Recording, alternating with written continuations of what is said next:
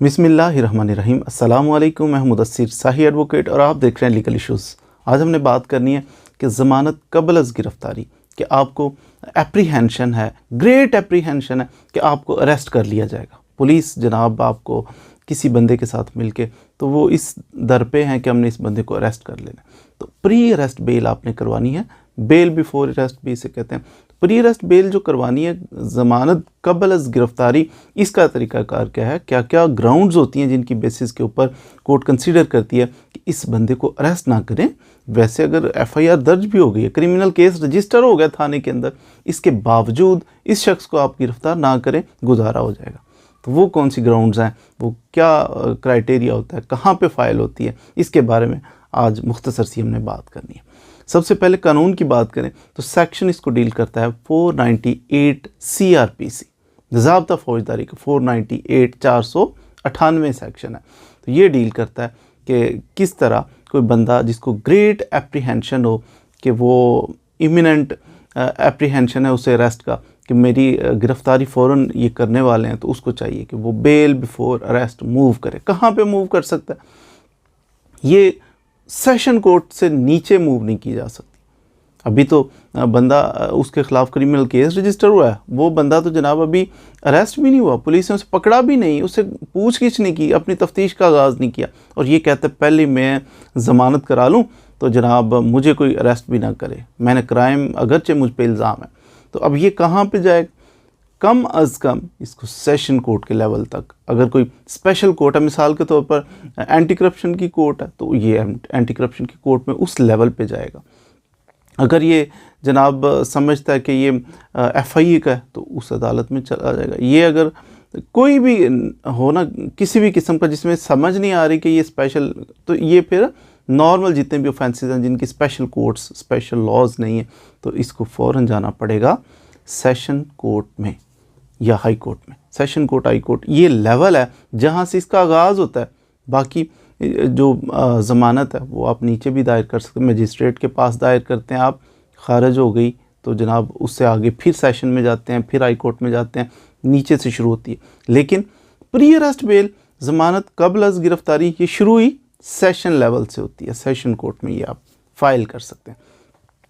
Pre arrest bell जब file करनी है कभी, तो इसमें मुल्ज़िम का होना ज़रूरी है।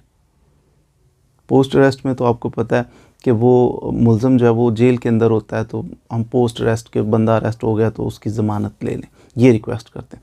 लेकिन प्री अरेस्ट बेल के अंदर मुल्ज़िम का मौजूद, फ़िज़िकली सरेंडर करना है, मुल्ज़िम ने अदालत के अंदर पेश होना है, फ़िज़िकली सरेंडर करना है कि जनाब मैं हाज़िर हूँ और ये पहुँचा हुआ हूँ, तो सरेंडर करना चाह रहा हूँ आपके सामने।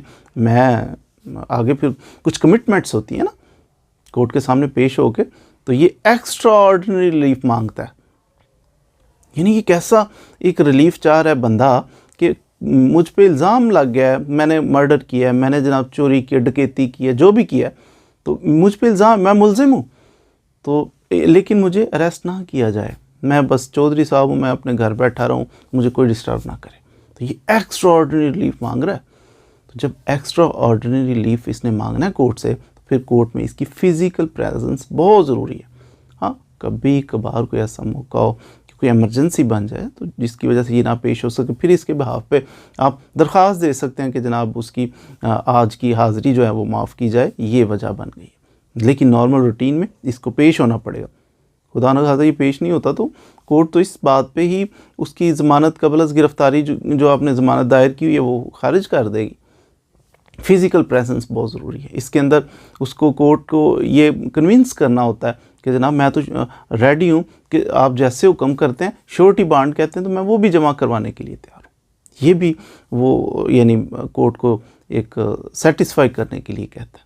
तो वो कहता है कि मैं इन्वेस्टिगेशन भी ज्वाइन करूँगा, मैं भाग नहीं रहा, मैं सरेंडर कर रहा हूँ कोर्ट के सामने कि मैं जब भी मेरी ज़रूरत पड़ेगी मैं कोर्ट में पेश होता रहूँगा।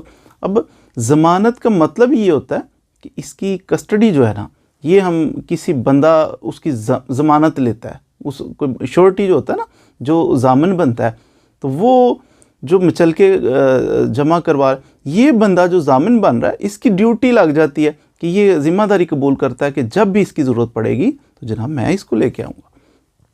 ये तो कह ही रहा है कि मैं श्योरिटी बॉन्ड जमा करवाता हूँ, इन्वेस्टिगेशन ज्वाइन करता हूँ, लेकिन साथ जामिन जो है, जो श्योरिटी इसका बन गया, ये भी क्या करता है, ये भी जिम्मेदारी साथ लेता है। कोर्ट पर थोड़ी सी सेटिस्फाई होती है कि ठीक है जी, ये कह रहा है इन्वेस्टिगेशन को ज्वाइन करूँगा, हर तरीके पे आता रहूँगा, तो ये आता रहेगा। साथ ही इसमें कुछ ग्राउंड्स ऐसी होती हैं जिसकी वजह से ये प्री अरेस्ट बेल ज़रा कोर्ट कंसीडर करती है। मिसाल के तौर पर आप कह सकते हैं कि ये बड़ा शरीफ शहरी है, इसको अगर अरेस्ट किया गया तो ये तो इसकी इज़्ज़त ख़राब हो जाएगी, सोसाइटी के अंदर ह्यूमिलिएट कर दिया जाएगा इसको, तो सारे लोग क्या कहेंगे जब चेयरमैन साहब पकड़े गए, अरेस्ट हो गए, तो केस तो पता नहीं झूठा है या सच्चा है। तो ये जो मेरी ह्यूमिलिएशन एक दफ़ा हो गई तो बाद में पता चलेगा केस तो जनाब गलती लग गई, तो फिर मेरा ये वापस आ सकती है, जो मेरा मजाक उड़ाया गया कि मुझे अरेस्ट कर लिया गया। तो शरीफ शहरी जो होता है, मुअज़्ज़ज़ आदमी है, तो ये इसको ह्यूमिलिएट। अब ये कैसे पता चलेगा मुअज़्ज़ज़ है, शरीफ, ये हम फ़र्क कर लेंगे। फ़र्क ये करेंगे कि इसका प्रीवियस कोई क्रिमिनल रिकॉर्ड तो नहीं है। अगर तो पहले भी 20 दफ़ा पकड़ा जा चुका है तो फिर ये कहते हैं मैं शरीफ शहरी हूँ, तो ये बात नहीं मानी जाएगी। अगर ये कहते हैं कि मेरी तो क्रिमिनल हिस्ट्री कोई नहीं है, मेरा तो कोई साहब का रिकॉर्ड नहीं है, मुझे कभी सज़ा किसी केस में नहीं हुई, मैं तो शरीफ आदमी, फिर माना जाएगा कि शरीफ आदमी, इसका तो प्रीवियस कोई भी रिकॉर्ड नहीं। ये एक बात है जिसको कोर्ट कंसीडर करती है कि इसका प्रीवियस रिकॉर्ड नहीं है, तो हो सकता है ये शरीफ ही हो, इसने ना किया हो, पॉसिबिलिटी तो बन जाती। लेकिन अगर पहले 15 किए हुए हैं तो फिर थोड़ा सा कोर्ट डाउटफुल हो जाती है कि पता नहीं किया ही हो सकता है किया हो, जब पीछे इतने कर सकता तो ये भी किया होगा।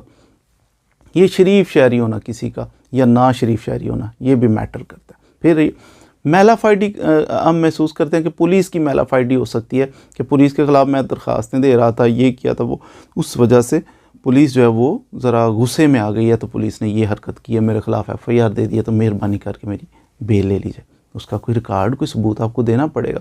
मेलाफाइडी ऑफ दी कंप्लेनेंट हो सकता है, जिस बंदे ने पर्चा कराया मेरे ख़िलाफ़, उस बंदे की मेलाफाइडी है, बदनीयती है। वो दरअसल वो रिश्ता मांग रहे थे मेरे भाई का, वो कहते हैं मेरे भाई के साथ रिश्ता कर लें, हमने इनकार कर दिया, तो इस वजह से फिर ये थोड़ी सी तकरार हुई है, उन्होंने FIR दर्ज करवा दी। हमारा इलाज करने के लिए पहुँचे हुए हैं, ये ज़रा इन्फ्लुएंशियल पर्सन है, तो इस वजह से ये पुलिस के साथ साजबाज करके इन्होंने पर्चा करवा लिया। और ये देखें फ़लाँ वक्त में पार्टनरशिप थी हमारी, अलहदा किया है, तो अब ये गुस्सा ही कर गया, ये इसने पर्चा करवा दिया मेरे ऊपर, ये मेरा कारोबार ख़राब करना चाह रहा है। तो ये देखें पार्टनरशिप हमने ख़त्म किया और ये वजह बनी, अब ये मुझे गंदा करना चाह रहा है।